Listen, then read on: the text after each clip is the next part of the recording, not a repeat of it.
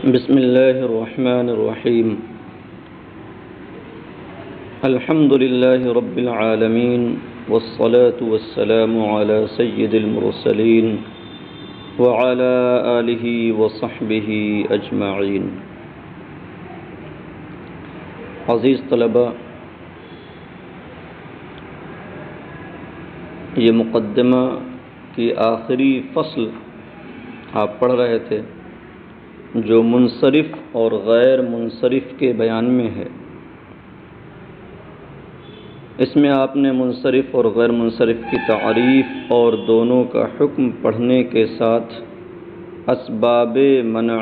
صرف کی تفصیل پڑھی، اور پچھلے اسباق میں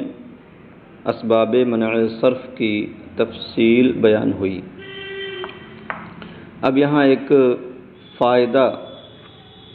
بیان کرنا چاہتے ہیں، تو چونکہ آپ نے غیر منصرف کا حکم یہ پڑھا کہ اس پر تنوین اور کسرہ نہیں آتے، حالت جر میں بھی وہ ہمیشہ مفتوح پڑھا جاتا ہے، تو اب یہاں سے غیر منصرف کے منصرف ہونے کی کچھ صورتیں ہیں، انہیں بیان کر رہے ہیں۔ منصرف ہونے کی صورتوں کا مطلب یہ ہوا کہ اس پر تنوین یا کسرہ آنا درست ہو جاتا ہے۔ تو کہتے ہیں وَاعْلَمْ أَنَّ كُلَّ مَا شُرِطَ فِيهِ الْعَلَمِيَّةُ وَهُوَ الْمُؤَنَّثُ بِالتَّاءِ وَالْمَعْنَوِيُّ وَالْعُجْمَةُ وَالتَّرْكِيبُ والاسم الذي فيه الالف والنون الزائدتان او لم يشترط فيه ذلك واجتمع مع سبب واحد فقط وهو العلم المعدول ووزن الفعل اذا نكر صرف۔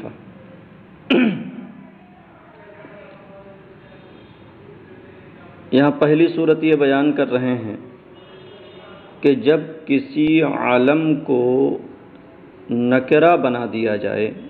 اس کی علمیت زائل کر دی جائے تو وہ منصرف ہو جائے گا۔ اس کے منصرف ہو جانے کا مطلب یہی ہوا کہ اس پر تنوین اور کسرہ آ سکیں گے۔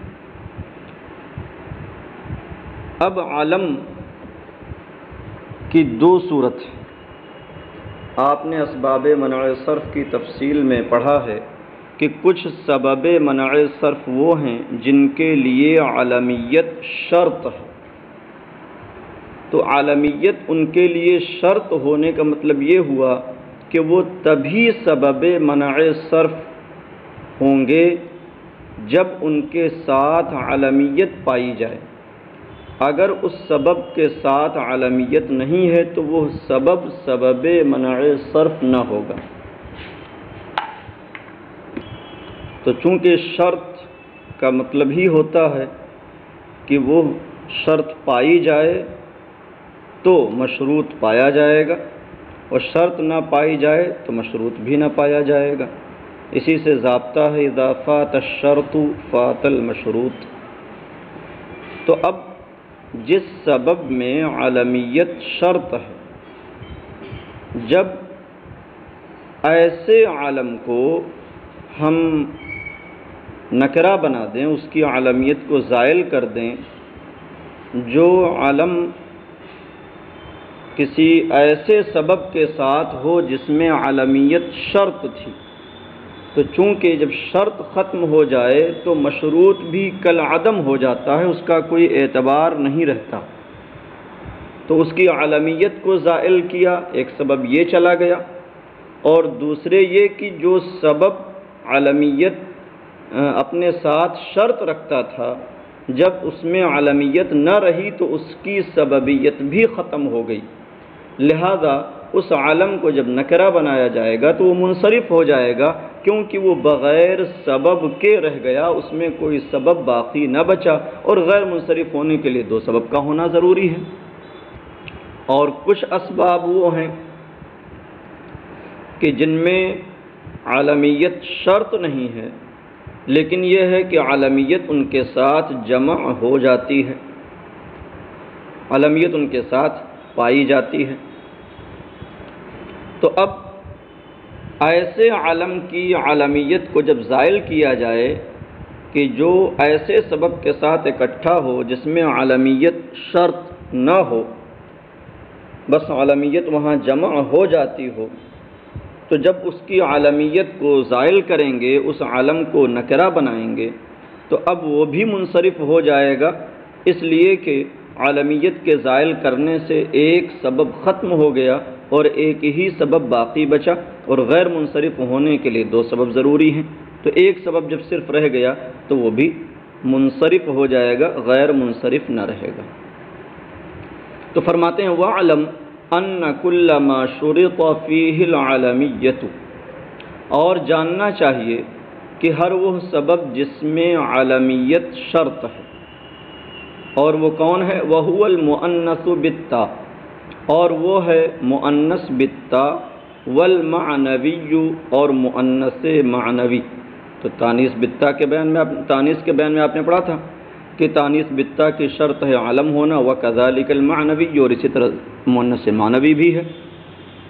وَالْعُجْمَةُ، اور عجمہ اس میں بھی علمیت شرط ہے۔ وَالتَّرْکِیبُ، اور ترکیب اس میں بھی تھا کہ علمیت چاہیے بغیر اضافت اور بغیر اسناد کے۔ وَالْإِسْمُ الَّذِي فِيهِ الْأَلِفُ وَالنُّونُ الزَّائِدَتان، اور وہ اسم جس میں الف و نون زائدتان ہو۔ الف نون زائدتان کی آپ نے تفصیل پڑھی تھی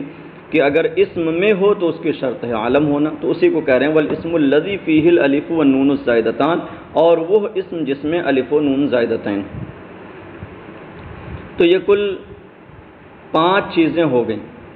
مؤنث بالتاء، مؤنث معنوی، عجمہ، ترکیب، اور وہ اسم جس میں الف و نون زائدتین ہو۔ او لم یشترط فیہ ذالک واجتمع مع سبب واحد فقط، یا اس میں اس کی شرط نہ لگائی گئی ہو، ذالکہ سے اشارہ ہے علمیت کی جانب، یا اس میں علمیت کی شرط نہ لگائی گئی ہو اور وہ فقط ایک سبب کے ساتھ اکٹھا ہو، یعنی علمیت ایک سبب کے ساتھ وہاں اکٹھا ہو پائی جائے۔ یہ کون ہے؟ کہتے ہیں وَهُوَ الْعَلَمُ الْمَعْدُولُ وَوَزْنُ الْفِعْلِ، اور یہ ہے عدل والا علم اور وزن فعل والا علم۔ تو علم اور عدل اکٹھا ہیں، اور اس بنیاد پر وہ علم غیر منصرف ہو گیا۔ اب اگر اس کی علمیت کو زائل کر دیا جائے تو فقط عدل بچے گا۔ یوں ہی علم اور وزن فعل کی وجہ سے کوئی علم غیر منصرف ہو تو جب اس کی علمیت کو زائل کر دیا جائے تو فقط وزن فعل بچے گا۔ اذا نکر صرف ان کل ما شرط فی العلمیت، یہ ان کا اسم ہو گیا، کل ما شرط فی العلمیت، اور وهو المؤنث بالتاء یہ اس کا بیان ہو گیا۔ او لم یشترط فیہ ذالک کا عطف ما شرطہ پر ہے۔ تو اب یہ معطوف علیہ سے مل کر کے ما کا صلہ ہوگا، موصول صلہ سے مل کر کلہ کا مضاف الیہ، مضاف الیہ سے مل کر انا کا اسم، اور اس کی خبر ہے اذا نکر صرف، یہ پورا جملہ شرطیہ ہو کر کے یہ اس کی خبر بن جائے گا۔ تو اب ترجمہ یوں کیجیے آپ، جاننا چاہیے کہ ہر وہ اسم جس میں علمیت شرط ہو، ماں کے سبب کا ترجمہ کرنے کے بجائے اسم ہی کیجیے، ہر وہ اسم جس میں علمیت شرط ہو، اور وہ ہے مؤنث بالتاء، مؤنث معنوی، عجمہ اور ترکیب، اور وہ اسم جس میں الف و نون زائدتین ہو، یا اس میں علمیت کی شرط نہ ہو اور وہ فقط ایک سبب کے ساتھ اکٹھا ہو، اور وہ ہے عدل اور وزن فعل والا علم۔ اذا نکر صرف، جب ایسے اسم کو نکرہ بنا دیا جائے تو وہ منصرف ہو جائے گا۔ نکرہ بنانے کا مطلب کیا ہوا؟ علم کی بات چل رہی ہے، اور علم کے بارے میں بتایا گیا کہ علم اس اسم کو کہتے ہیں جو وضع واحد میں شخص معین کے لیے وضع کیا گیا ہو، ایک شخص کے لیے وضع کیا گیا ہو۔ تو اب اگر کوئی علم بولا جائے لیکن اس سے مراد وہی شخص معین نہ لیا جائے بلکہ اس نام کے جتنے لوگ ہیں ان میں سے کوئی ایک فرد، تو اب ظاہر سی بات ہے کہ جب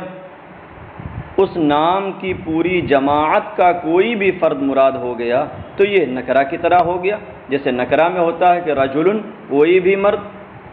تو مردوں کی جماعت میں سے کوئی ایک شخص، ویسے ہی عمر نام کا کوئی تھا، کوئی ہے، تو ہم اگر اس شخص معین کو مراد لیتے ہیں تو یہ علم ہوگا اور اس صورت میں یہ غیر منصرف ہوگا۔ لیکن ہم عمر بول کر کے عمر نام کے لوگوں میں سے کوئی بھی ایک شخص، تو اب یہاں علمیت زائل ہو گئی، وہ نکرہ ہو گیا۔ اسی طریقے سے علم کے نکرہ ہونے کی دوسری صورت یہ ہوتی ہے کہ علم بول کر کے شخص معین مراد نہ لیا جائے، بلکہ وہ شخص جس وصف میں مشہور رہا ہو اس وصف سے متصف کوئی بھی فرد مراد لیا جائے۔ تو اب اس صورت میں بھی چونکہ شخص معین مراد نہ رہا، بلکہ وہ جس وصف میں مشہور تھا اس وصف سے متصف کوئی بھی شخص مراد لیا جا رہا ہے، تو یہاں بھی علمیت زائل ہو گئی اور وہ نکرہ ہو گیا۔ جیسے ایک مقولہ ہے لِكُلِّ فِرْعَوْنٍ مُوسَى، ہر فرعون کے لیے ایک موسیٰ ہے۔ تو دیکھیے فرعون تو شخص معین کا نام تھا، لیکن یہاں پر لِكُلِّ فِرْعَوْنٍ مُوسَى جب کہا جائے کہ ہر فرعون کے لیے ایک موسیٰ ہے، تو یہاں وہ شخص نہیں مراد ہے، ورنہ کل نہ آتا۔ یہاں پر فرعون چونکہ باطل پرست تھا، ظالم تھا، تو فرعون سے ہر وہ شخص مراد لیا جائے جو کہ فرعونی صفت سے متصف ہو، یعنی کہ باطل پرست ہو، باطل کی طرف بلانے والا۔ اور چونکہ موسیٰ علیہ السلام حق پرست تھے اور حق کی طرف دعوت دینے والے تھے، تو موسیٰ سے مراد حق پرست اور حق کا داعی مراد لیا جائے۔ تو لِكُلِّ فِرْعَوْنٍ مُوسَى کا مفہوم یہی، ہر حق پرست، ہر باطل پرست کے لیے ایک حق پرست ہے۔ جیسے یہ شعر آپ سنتے ہوں گے اردو میں کہ ہر دور میں اٹھتے ہیں یزیدی فتنے، ہر دور میں شبیر جنم لیتے ہیں۔ تو شبیر حضرت امام حسین رضی اللہ تعالی عنہ کا ایک نام ہے۔ تو اب شبیر سے یہاں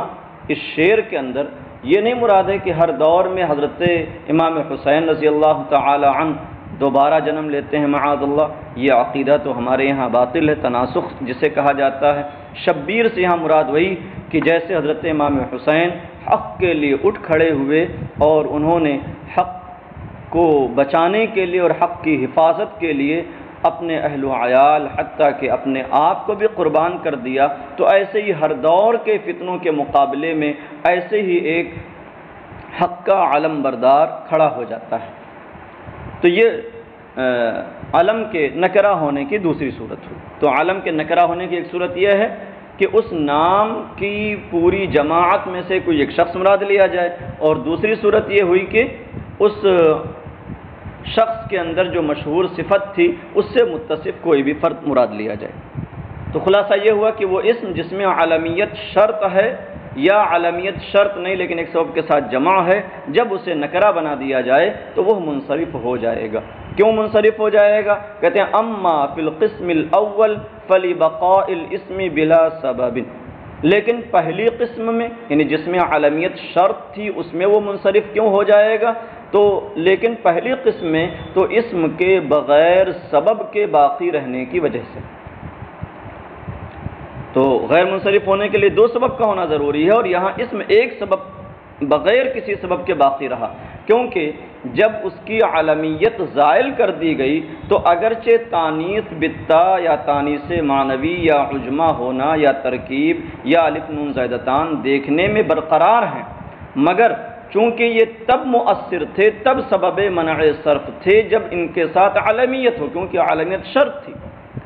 تو جب علمیت کو ہٹا دیا گیا تو ان کی سببیت بھی ختم ہو گئی، جب ان کی سببیت ختم ہو گئی تو اسم بغیر سبب کے باقی رہا۔ لیکن پہلی قسم میں منصرف ہونے کی وجہ یہ ہے کہ اسم بغیر سبب کے باقی رہا، وَأَمَّا فِي الثَّانِي فَلِبَقَائِهِ عَلَى سَبَبٍ وَاحِدٍ، لیکن دوسری قسم میں تو اسم کے ایک سبب پر باقی رہنے کی وجہ سے۔ یہاں دوسری قسم سے مراد وہ ہے کہ جس میں علمیت شرط نہ ہو لیکن ایک سبب کے ساتھ جمع ہو۔ تقول مثال میں آپ کہیں گے جاءنی طلحۃ و طلحۃ آخر، تو یہاں پہلے طلحہ سے مراد یہ ہے کہ وہ شخص معین پر محمول کیا جائے اور یہ غیر منصرف پڑھا جائے۔ جاءنی طلحۃ، میرے پاس طلحہ آیا، لیکن طلحہ بول کر کے ہم اس نام کے جو بھی لوگ ہیں ان میں سے کوئی بھی مراد لیں تو اب اس صورت میں یہ منصرف ہو جائے گا اور پڑھیں گے طلحۃ آخر۔ تو طلحہ کی صفت آخر لا کر کے یہ بتانا چاہ رہے ہیں کہ یہ طلحہ منصرف ہو گیا، کیونکہ یہاں جب آخر لگا دیا یعنی دوسرا طلحہ، اس کا مطلب یہ ہوا کہ اس نام کے جو لوگ ہیں ان میں سے کوئی مراد ہے۔ ایسے یہ قام عمر و عمر آخر، تو یہ طلحہ مثال تھی مؤنث بالتا کی، قام عمر و عمر آخر، تو عمر غیر منصرف تھا لیکن عمر آخر کہا جائے تو یہ منصرف ہو جائے گا۔ ایسے ضرب احمد و احمد آخر، تو احمد یہ علم اور وزن فعل کی بنیاد پر غیر منصرف تھا۔ احمد آخر جب آپ کہیں گے آخر کی صفت کے ساتھ تو احمد تنوین کے ساتھ کہا جائے گا، منصرف ہو جائے گا۔ تو یہ ایک صورت ہوئی غیر منصرف کے منصرف ہونے کی کہ علم کی علمیت کو زائل کر دیا جائے تو وہ منصرف ہو جائے گا، اس پر تنوین آ سکے گی، اس پر کسر آ سکے گا۔ وَكُلُّ مَا لَا يَنصَرِفُ إِذَا أُضِيفَ أَوْ دَخَلَهُ اللَّامُ دَخَلَهُ الْكَسْرَةُ، یہاں یاد رکھیں کہ فَدَخَلَهُ الْكَسْرَةُ لکھا ہے کتاب میں، لیکن یہ چونکہ اذا اضیف اذا شرطیہ کی یہ جزا ہے دخلہ الکسرۃ، اور جزا جب فعل ماضی ہو اور اس پر قد داخل نہ ہو تو فا کا لانا جائز نہیں ہے، تو یہ کسی ناسخ اور کاتب سے سہون ہو گیا ہے، یہاں دخلہ الکسرۃ ہونا چاہیے بغیر فا کے۔ ہاں اب یہاں سے دوسری صورت بتا رہے ہیں غیر منصرف پر کسرہ آنے کی، کہتے ہیں وَكُلُّ مَا لَا يَنصَرِفُ، اور ہر وہ اسم جو غیر منصرف ہو، ما لا ينصرف جو منصرف نہ ہو یعنی غیر منصرف ہو، ہر غیر منصرف اسم کو جب مضاف بنا دیا جائے او دخلہ اللام یا اس پر لام داخل ہو جائے فدخلہ الکسرہ تو اس پر کسرہ داخل ہوگا، تو یہ اذا اضیفہ کی جزا، فدخلہ الکسرہ نہیں بلکہ دخلہ الکسرۃ۔ تو اب یہاں چونکہ اس پر الف لام آ گیا یا اسے مضاف بنا دیا گیا تو اضافت اور الف لام کا داخل ہونا یہ اس کی اسمیت کو بہت مضبوط کر دیتے ہیں، اور اس میں اصل ہے منصرف ہونا، اس لیے ان دونوں صورتوں میں اس پر حالت جر میں فتحہ نہیں بلکہ کسرہ داخل ہوگا۔ تو کہتے ہیں وَكُلُّ مَا لَا يَنصَرِفُ، اور ہر وہ اسم جو غیر منصرف ہو جب اسے مضاف بنا دیا جائے او دخلہ اللام یا اس پر لام تعریف داخل ہو، الف لام داخل ہو، دخلہ الکسرۃ تو اس پر حالت جر میں کسرہ داخل ہوگا، کسرہ آئے گا۔ نحو مررت بأحمدکم وبالأحمد، جیسے مررت بأحمدکم، یہ مضاف کی مثال ہے کہ احمد علم کو مضاف کر دیا آپ نے کم ضمیر کی جانب، تو غیر منصرف کو جب مضاف بنا دیا جائے تو بھی کسرہ آئے گا،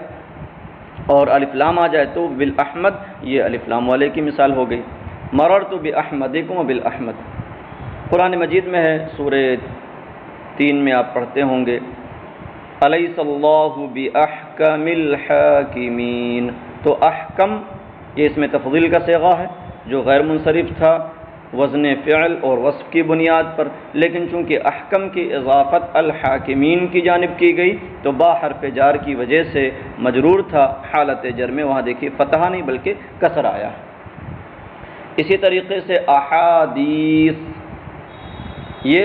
مصابیح کے وزن پر ہونے کی وجہ سے غیر منصرف ہے، لیکن قرآن مجید میں من تأویل الاحادیث، تو دیکھیے احادیث پر الف لام آیا تو اب الاحادیث اعراب آ گیا حالت جر میں کسرہ کے ساتھ۔ تو غیر منصرف کو جب مضاف کر دیا جائے یا اس پر الف لام آئے تو اس پر حالت جر میں کسرہ داخل ہوگا۔ یہاں ضمناً یہ بات بھی آپ جان لیں کہ کبھی غیر منصرف منصرف ہو جاتا ہے ضرورت شعری کی وجہ سے،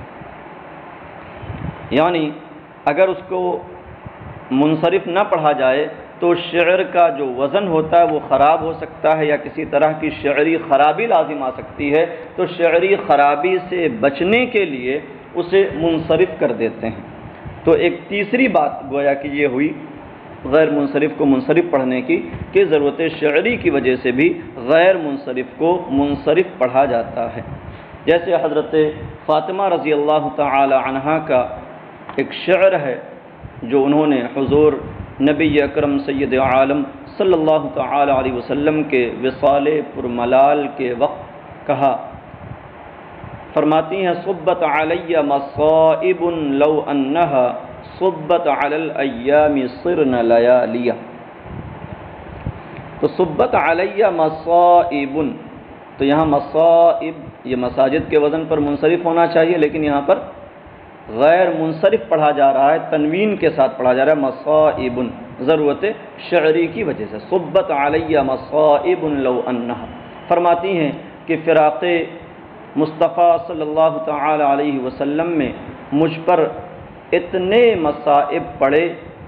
ایسی مصیبتیں مجھ پر آ پڑیں، ٹوٹ پڑیں کہ اگر یہ مصیبتیں دن پر آتیں تو دن رات ہو جاتے، یعنی ان کی روشنی ختم ہو جاتی اور ان کی روشنی تاریکی میں تبدیل ہو جاتی، دن نہ رہتے بلکہ رات بن جاتی۔ یقیناً جب حزن و غم کی کیفیت ہوتی ہے تو